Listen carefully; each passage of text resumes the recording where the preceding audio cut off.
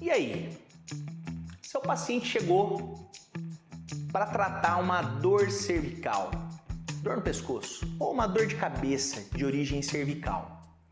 E aí veio na tua cabeça, você tem formação em osteopatia, tem formação em quiropraxia, tem formação em terapia manipulativa ortopédica, enfim, você tem um conhecimento que te capacita a aplicar uma técnica de alta velocidade na cervical do seu paciente para diminuir a dor e para melhorar a função.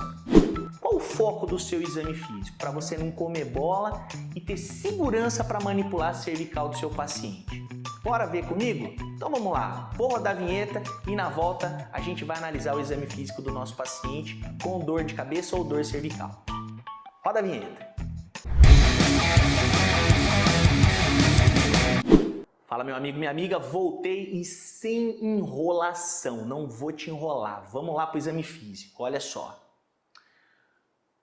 Presta atenção, os resultados da história do exame físico servem para determinar se é necessário um encaminhamento médico para avaliação vascular adicional ou se o clínico pode prosseguir aplicando a intervenção clínica de escolha, aplicar a tua intervenção de escolha.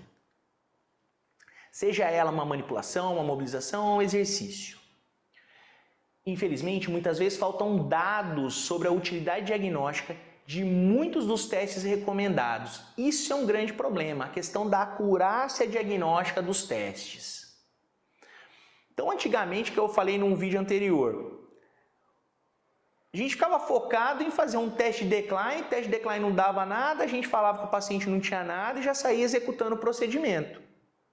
E as coisas não são tão simples assim. Infelizmente, eu queria vir com uma notícia maravilhosa para você, falando para você que um problema complexo tem uma resolução simples, mas isso não existe. Quem tentar te vender algo parecido com isso, está querendo te enganar, está querendo teu dinheiro, meu amigo, minha amiga. As coisas não são simples assim, principalmente na área do diagnóstico clínico.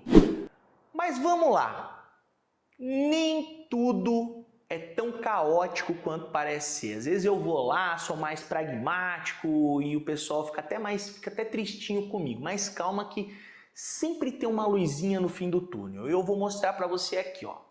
Os dados existentes apoiam o uso de exame vascular convencional em que pressão arterial, exame neurológico com base no exame dos nervos cranianos e nervos espinhais. Nervo craniano nem passava pela sua cabeça, não passava pela minha há um tempo atrás. Então, nervos cranianos e espinhais e o exame da artéria carótida. Eles, em conjunto, eles apresentam utilidade moderada a boa para apoiar investigações adicionais. Então, a gente se preocupa com características específicas do histórico do paciente.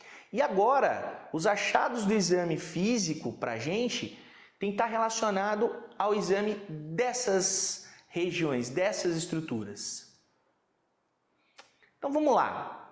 Pressão arterial. O exame da pressão arterial informa o raciocínio clínico de duas maneiras. Avalia o risco de acidente vascular cerebral, principalmente de origem carotídea, e avalia o trauma arterial agudo in situ. Então, se você quiser que eu produza um vídeo mostrando como é que a gente faz essa avaliação da pressão arterial, como é que a gente faz a avaliação dos nervos cranianos e dos nervos espinhais, voltado à execução de um procedimento de alta velocidade ou baixa velocidade ou exercício na coluna cervical, coloca para mim aqui nos comentários. Se tiver bastante comentário, serão os próximos vídeos que nós vamos lançar para você. Nós vamos fazer uma série só sobre avaliação, mas eu preciso do seu comentário, então você coloca aqui para mim. Valeu? Então vamos lá, vamos continuar aqui, ó. Uma observação: existe uma correlação positiva entre o aumento da pressão sistólica e diastólica e risco de acidente vascular encefálico. Quanto maior a pressão, maior o risco. Com relação ao exame neurológico, olha só. O que é recomendado? O exame dos nervos periféricos e cranianos para uma lesão do neurônio motor superior ajudará na avaliação do potencial para condições neurovasculares associadas. Então aqui eu coloquei para vocês, né, os nervos cranianos, né, do primeiro par ao 12º. Tem uma tabelinha bacana. Quem quiser depois, clica no link, vai lá para o meu WhatsApp, é só pedir lá a matéria, eu passo para vocês, essa aula aqui é de vocês. Então só clica no link que eu vou disponibilizar, manda lá para mim, chegou lá, fala, professor, manda a aula para mim no PDF, eu vou mandar, eu disponibilizo essa aula para você no PDF, e você pode ter acesso a essa tabelinha, vai ter lá o nervo, vai ter a origem dele, vai ter as características funcionais, se ele é sensitivo, se ele é motor, se ele é misto, a função dele. E aí se lembra disso, se você quiser uma aula só sobre como fazer a avaliação dos pares de nervo craniano, coloca para mim nos comentários, hein? Coloca no comentário lá para mim. E aqui uma tabelinha não, né? Uma figura mostrando ali, né, os nossos dermátomos, ali miótomo, descrição de miótomo, tudo bonitinho com relação aos nervos espinhais. Então, de um lado nós temos os nervos cranianos, do outro lado nós temos os 31 pares de nervos espinhais ali, descrito de várias maneiras diferentes, tá bom? Com relação ao exame da artéria carótida, né, esse exame é dividido em duas partes, a ausculta da artéria carótida e a palpação da artéria carótida. Então, você vai aqui entre a cartilagem tireoide e o esternocleidomastóide, essa região anterior, aqui a face anterior dele, você vai posicionar o diafragma do esteto, e o que você tem que basicamente auscultar é a presença de sopro. Aqui atrás no trígono posterior, você pode também posicionar o diafragma do esteto para fazer a verificação da artéria vertebral. E no caso da palpação, a referência anatômica é a mesma, você vai palpar o indicador e o médio, na região anatômica corresponde aqui o trajeto da carótida, e perceber se existe uma presença de massa pulsátil expansiva e se o pulso está regular um lado em relação ao outro. Então não faz isso aqui não, ó, tá? É um lado, depois o outro lado, certo?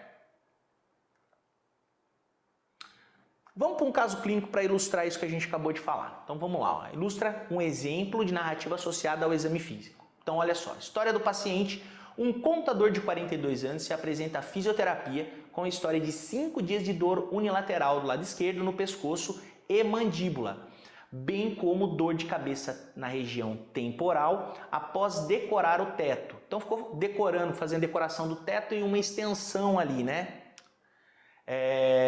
Então uma extensão sustentada da cabeça e pescoço. No dia seguinte, a dor do paciente piorou e ele desenvolveu ptose do lado esquerdo. Vocês já sabem nessa altura do campeonato o pepino que pode estar acontecendo, tá bom?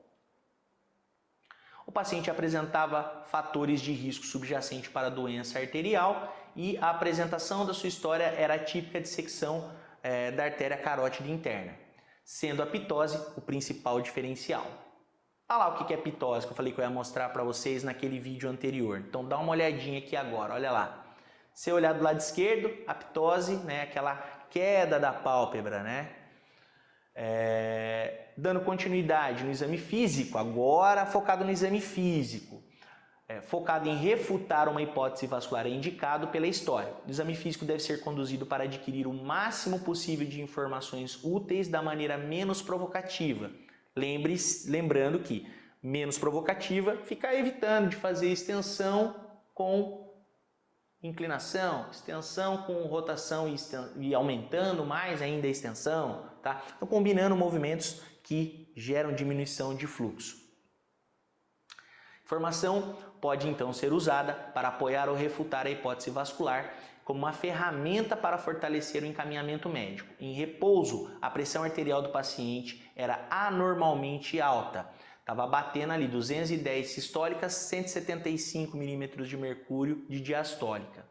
A dilatação da pupila esquerda é substancialmente menor que a direita. Mais uma informação relevante. Olhando na figura ali, tá? Estou colocando aqui para vocês, já está na figurinha. Se você olhar, tem essa anisocoria. Uma pupila ela está menor e a outra ela está um pouco maior. A dilatação substancialmente, dando continuidade aqui, perdoe-me, há uma massa pulsátil da artéria carótida interna esquerda com um sopro incomum turbulento na ausculta. Raciocínio clínico. Dados claros e coerentes da história do paciente do exame físico são indicativos de possível patologia carotídea. o paciente está na faixa etária em que os eventos de dissecção são mais prováveis do que os eventos ateroscleróticos. E os achados do exame sugerem a formação de aneurisma, que é comumente associado a eventos de dissecção. Então, sugerem. Tá? Constrói seu raciocínio. Suporte para hipótese vascular é alto. Ação e investigação médica urgente. A arteriografia por ressonância magnética está indicada, mas isso quem vai resolver é o médico. Tudo bem? Ele é o profissional responsável por fazer essa verificação. Beleza? Pessoal, espero que vocês tenham gostado desse vídeo. Bem interessante, muda muito, abre a cabeça do clínico. A gente que vem de uma formação lá atrás, era aquele lance que eu falo para vocês. O negócio evoluiu muito.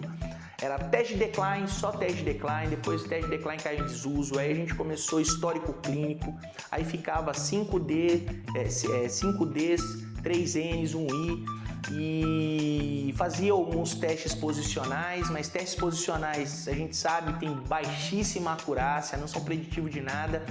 Esse framework da iFont, ele veio para abrir a cabeça do clínico, ajuda demais. Então a gente tem uma sequência de começo, meio e fim que é extremamente relevante, dá um norte para a gente. A gente sabe no histórico clínico quais são os pontos de interesse que a gente deve focar e a gente sabe no exame físico o que a gente tem que focar também. Jamais eu imaginei que eu teria que, para manipular a cervical, para mobilizar a cervical, fazer um exercício, que eu teria que aferir a pressão do meu paciente. E hoje é uma prática clínica recorrente no consultório. Jamais, então, imaginaria ter que fazer o quê? Exame de nervo craniano.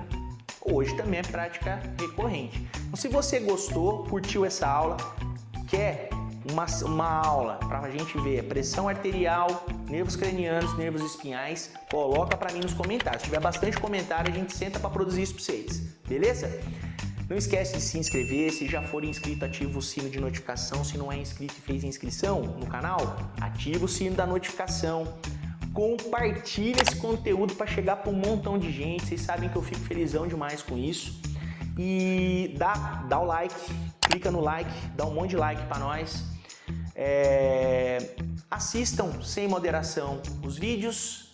O próximo encontro nós vamos responder mais uma pergunta, né? Que como manipular a coluna cervical com segurança. Aí nós vamos considerar agora, vamos pôr na balança risco e benefício, para a gente aumentar ainda mais o nosso nível de segurança. Legal? Vejo vocês no nosso próximo encontro.